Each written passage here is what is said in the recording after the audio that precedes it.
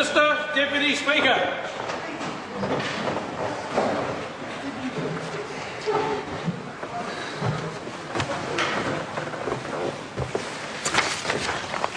The House has resumed for the extended sitting. Call on Government Order of the Day number 7. Mokomoko, Restoration of Character, Mana and Reputation Bill, first reading. Mr. Chairman. Honourable Dr. Speaker. Peter Sharples. Mr. Speaker, I move that the Mokomoko Restoration of Character, Mana and Reputation Bill be now read a first time. I nominate the Māori Affairs Committee to consider the bill.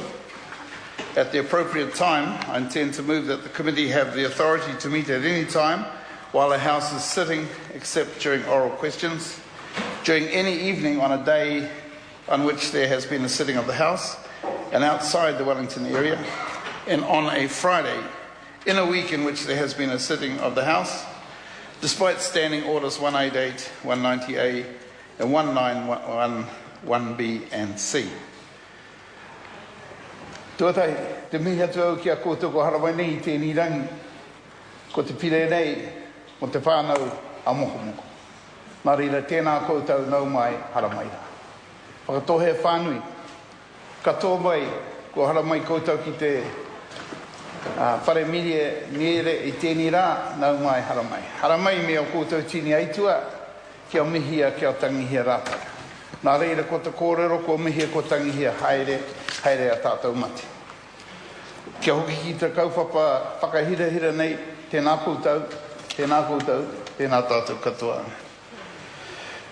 Mr. Speaker, this bill gives legal effect to the agreement to introduce legislation to give statutory recognition to the Mokomoko pardon signed by me on behalf of the Crown and Te Whānau a Mokomoko Leadership Group, along with many more whānau members, kaumātua, pakeke and rangatahi, at Waiaua Marae on the 28th September 2011.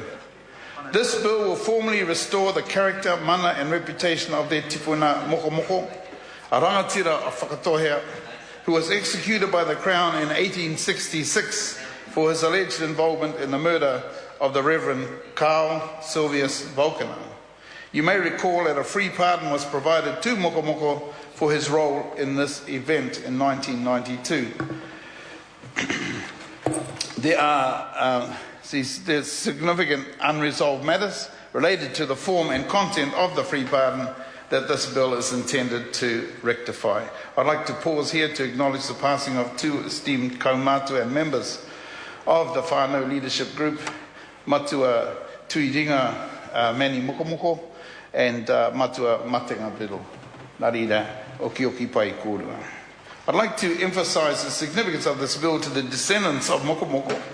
The bill progresses the Crown's express undertaking to restore the character, the mana and reputation of the tipuna Mokomoko and of the whānau. By providing statutory recognition of the free pardon, it represents the efforts of the leadership group to bring the issue to the Crown's attention to enable Te Whānau Mokomoko to finally start their healing process. The bill is a sign of the Crown's commitment to restoring the relationship with the whānau by expressing its regret that the shame and stigma carried by the whānau was not remedied by the pardon provided in 1992. I was humbled by the welcome onto Waiaua Marae in September last year, where I met Te Whānau a Mokomoko, and we signed the agreement that underpins this bill. I was delighted to see large numbers of whānau present inside the Whare Tipuna Ruamoko to witness the signing and demonstrate their support. Members of the wider whānau had only weeks earlier attended a series of hui in Wellington, Auckland, and at Waiaua, where they voted in favour of this legislation being introduced. This bill marks an important step in restoring the relationship between Te Whānau Mokomoko and the Crown, and I'm pleased to be able to promote this bill today. I'd like to take this opportunity to acknowledge the time and effort that Whānau Mokomoko Leadership Group has put into reaching this milestone. I acknowledge the long path that the whānau have trodden and on the burden and the shame and the stigma that they have carried in seeking justice for their tipuna Mokomoko. It is now timely for me to provide some background to the events leading to the arrest of Mokomoko and the Crown's early attempt to resolve this issue. The events surrounding Mokomoko's execution are a blot on the history of the Crown-Māori relationship. It is important to remember these events so we may acknowledge the sacrifices of their tipuna. I want to recount the story of events leading to the execution of Mokomoko in 1866 as I understand them. On the 1st of March 1865, the Reverend Carl Silvius Volkner arrived in Opotiki, despite the warnings of Te Whakatohea to stay away because of the presence of Kereopa and other Pai Māori there prophets. Volkner had been accused of spying and relaying information about Mātātua and the East Coast Māori, seeking to assist Waikato in their fighting with the British Army. Reverend Volkner was taken from the ship he arrived on and held until his fate was decided by those present, including Mokomoko. According to kōrero from the whānau, when the decision to kill Reverend Volkner was made, Mokomoko departed. He later stated he had tried to help the missionary escape. In retaliation to Volkner's killing, the government sent soldiers to Opotiki to arrest his killers. The governor, Sir George Grey, proclaimed that if soldiers encountered resistance, land would be confiscated. Some resistance was encountered, and this was used by the government as the basis for the raupatu, or confiscation of tens of thousands of hectares of Māori land in the Eastern Bay of Plenty. Government soldiers mounted raids against Te Whakatohea and other iwi in the region as they sought out Mokomoko and his co-accused. According to some accounts, many were killed, kāinga were destroyed, and Whakatohea's shipping fleet, the entire fleet, was burnt. The kōrero of the whānau is that Mokomoko's wife, Kimohia, was repeatedly raped before being bandaged to death by government soldiers. Mokomoko surrendered in October 1865 to stop the persecution of his people, but he maintained his innocence. In 1866, Mokomoko was tried and executed for the murder of Volkner, along with his co-accused from Ngātiawa. Mokomoko was convicted on the basis that it was his rope that had been used to hang Volkner, and a supposed eyewitness who claimed he was guilty. Following their conviction, two of Mokomoko's co-accused admitted their guilt. However, Mokomoko did not. Mokomoko was hung. He was buried at the old Auckland jail and courthouse. Mokomoko's remains were later reinterred to Mount Eden prison in 1890s. Before he was killed, he uttered, "E mate harekore ana hau, tēnā koutou Pākehā, haiaha." In October 1989, 123 years after the execution, Mokomoko was finally returned home to his whānau, where he was reinterred at Waiawa Marae in Opotiki. Seeking and receiving justice for these horrible events has not been easy for Te Whānau of Mokomoko. The memory of the wrongs done by the tipuna have been burnt into the consciousness of each successive generation of the whānau. And this is something that often the Pākehā world doesn't understand, how history still lives with us and is in our actions, in our minds, in our ambitions, aspirations. In 1990, Te Whānau Mokomoko sought a posthumous pardon for Mokomoko and applied for the exercise of the royal prerogative of mercy. This application was initially declined on the grounds that the Crown considered there was no new evidence for the granting of a pardon on the basis that Mokomoko was wrongly convicted. The Crown later agreed that Section 11 of Te Runa o Ngātiawa Act 1988 had the effect of pardoning Mokomoko's co-accused. The Crown subsequently agreed that for the consistency, Mokomoko be afforded the same treatment and issued a free pardon to Mokomoko. On this basis, the free pardon was issued to Te Whānau a Mokomoko at Waiawa Marae, 25th of June 1992. The free pardon should have been a constructive step in the journey of the whānau. The Crown's intention was right, but the way in which the pardon was provided compounded the grievance in the eyes of the whānau. Unlike the Ngātiawa pardon, the pardon for Mokomoko did not expressly restore his character, his mana, or reputation, and it read, I quote, It appears that one of the incidents of Section 11 of the Runanga o Ngāti Awa Act 1988 is to pardon the 3 persons convicted with Mokomoko of his murder of Carl Silvius Vulcaner. It appears to me just and expedient that a pardon should also be granted to Mokomoko. This bill acknowledges with regret that the free pardon granted to Mokomoko in 1992 did not expressly restore the character, mana and reputation of Mokomoko or his uri.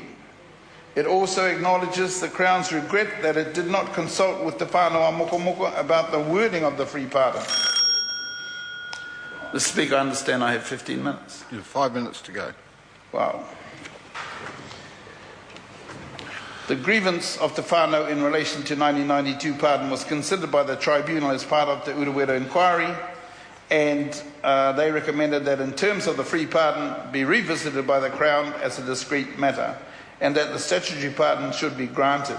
Unfortunately, the Crown is unable to reissue a free pardon once it is granted, but it can provide statutory recognition for an existing pardon, and that's what this bill will achieve, people. I just want to read this part. I'm aware that the Waitangi Tribunal has also recommended that the Crown create some form of tangible tribute to mark the wrong done and demonstrate to all concerned that the blame for the raupatu did not and does not rest on Mokomoko or his descendants.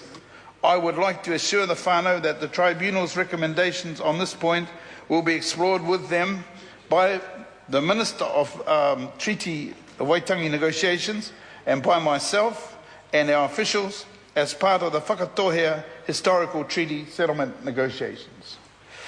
I'd like to draw the House's attention to some of the bill's key features. The preamble is significant as it acknowledges the long journey the whānau has had in seeking justice, and that's 146 years to date. The preamble records the background of the treatment of Mokomoko, the mea no Ngāti Awa, in relation to the murder. The preamble also sets out the Crown's acknowledgements that the terms of the 1992 pardon did not expressly restore the character, mana and reputation of Mokomoko and his uri. This acknowledgement is repeated in Clause 3, which sets out the purpose of the bill, and in Clause 6, where the specific acknowledgement of the Crown's regret is provided that the free pardon did not expressly restore the character, the mana, reputation of Mokomoko and his uri, and the Crown's regret for the ongoing shame and stigma felt by the whānau. Clause 6 also provides an acknowledgement of the Crown's regret that it did not consult the whānau about the wording of the pardon and specifically restore the character that specifically restores the character, mana and reputation of Mokomoko and the whānau. Clause 7 provides a statement that was lacking from the 1992 pardon. It reads, "It is declared that on and after the passing of this Act, the character, mana and reputation of Mokomoko are restored, and the character, mana and reputation of his uri are restored." And I think that's really a vital clause in the whole thing. This is a simple but significant clause, but I sincerely hope this will help lift the shame, the stigma felt by the whānau, and be an important step towards restoring the relationship between the Crown and Te Whānau a Mokomoko. As the whānau indicated, the agreement we signed, their journey to bring the matter to rest will be finally redressed by the Crown through the negotiations of the historical agreement. Finally, I'd like to note that this bill records the waiata composed by Mokomoko while in Mount Eden prison. The first line of the waiata is now a whakatauaki for the whānau. The whakatauaki indicates how deeply the events surrounding the arrest, trial and execution of the tupuna Mokomoko are etched on the collective memory of the whānau. Whakatauaki is as follows: "Tangohia te taura I taku kaki, kia waiata au I taku waiata," which has the meaning of have the strength to speak up and the truth will not be silenced. So I'd like to take this opportunity to mirror the sentiments of this bill by expressing the Crown's sincerest regret for the sense of shame and stigma that the whānau had carried over this period. I look forward to the bill being passed so Te Whānau and Mokomoko can move on to the next stage of their journey without the shame and stigma they have carried for so long. The next stage will be to address the historical treaty claims of the whānau of Mokomoko and explore ways of providing an appropriate tribute, and also to resolve their wider grievances, some of which I've referred to earlier in my speech, through the treaty settlement process. For these reasons, I recommend that this bill be referred to the Māori Affairs Select Committee without delay and be reported back to the House in due course. I commend this bill to the House. The question is that the motion be agreed to. Honourable Parakura Horomia.